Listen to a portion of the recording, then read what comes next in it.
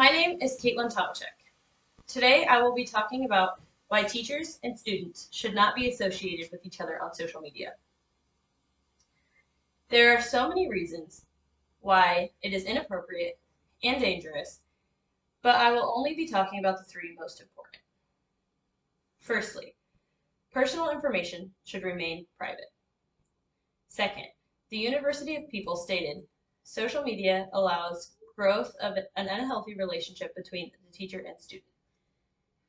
Third, there is often miscommunication due to the general age gaps on social media, stated by the Middle Earth. These are my reasons that students and teachers should not have access to each other's personal social media accounts. Consider the situation where a student or teacher could see how many could see how could see too much personal information on others' personal social media accounts. If the student sees something that the teacher has posted, they can make fun of the teacher about what they went through or any private information that should not be exposed to a student. Teachers could also see something that the student posted and use it to get inappropriately closer to the student. When a student feels safe and comfortable with a teacher, they could overlook what a teacher does that is out of line. People use social media to share life updates and or things that have happened to them, like where they are and their basic day-to-day doings. Boundaries are important to have. It's important to have the difference between personal and school lives.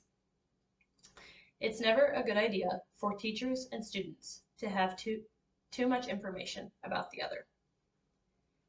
Second, it is a big risk for an unhealthy relationship to spark outside the normal teacher-student relationship. If they have other social media, it could grow into something else, and the student and teacher having each other on social media, they have so many other ways to contact each other, and that is not safe.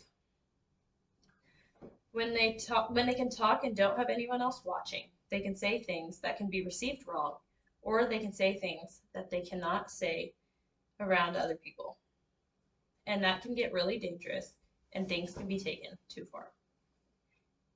If a student or teacher has a crush on the other, then social media allows them to act on it easier. If the relationship starts, they can go too far, and if the student tries to end things, then the teacher can easily blackmail the student by saying that they will fail them if the student says anything. Or the student can tell the teacher that if they do not pass them, then they will report them. Third, consider the difference between what is considered inappropriate in age groups. When a student posts, they post stuff as a young person. They may post some revealing stuff or inappropriate things for a teacher to be seeing or to know about them, such as posting referencing to drugs or alcohol, which may be legal in your state, but still is considered culturally inappropriate to older people. If a student posted a video or pictures of them getting drunk, a student could use that as blackmail. Or the student could use it to get the teacher in trouble for things that the student should have never seen in the first place. Things that teachers might post should not be seen by students, and things students post should not be seen by teachers. Students and teachers should not have each other on social media.